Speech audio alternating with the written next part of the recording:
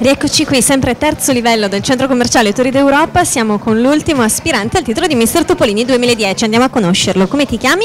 Tahir, Da dove vieni? Albania, Da quanto sei in Italia? 5 anni e mezzo, Quindi l'italiano lo parli benissimo.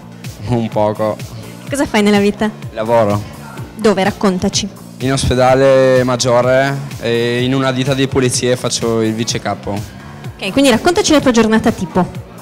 Mi sveglio alle 5 di mattina, vado a lavorare e torno a casa, mi faccio la doccia, mangio, mi metto a dormire, dopo esco con la mia ragazza. Ok, la tua ragazza, quindi sei fidanzato. Da quanto tempo? Circa un mese. Da pochissimo. Come l'hai conquistata?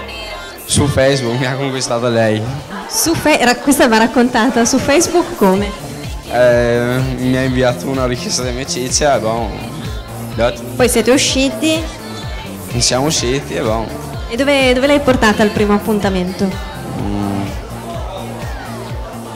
Non me lo ricordo. Non se lo ricorda, però sicuramente è andata bene, vi siete fidanzati. Sì. Lei è qui? No, Vuoi farle un saluto? se la saluto tanto. Bene, salutiamola. Senti, un tuo pregio, un tuo difetto. Perché dovrebbero votarti? Dai, facciamo un appello agli ascoltatori di Mister Topolini 2010. Perché sono brutto. No, non devi dire così in televisione. Dai, no, diciamo un pregio, una cosa bella di te.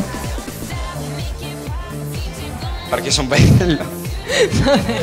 Allora, ce l'abbiamo quasi fatta, ti chiedo ancora quanti anni hai e il tuo segno zodiacale. Ho 19 anni e di segno zodiacale sono vergine. Perfetto, allora in bocca al lupo. Grazie, faccio un saluto a tutti quanti, arrivederci.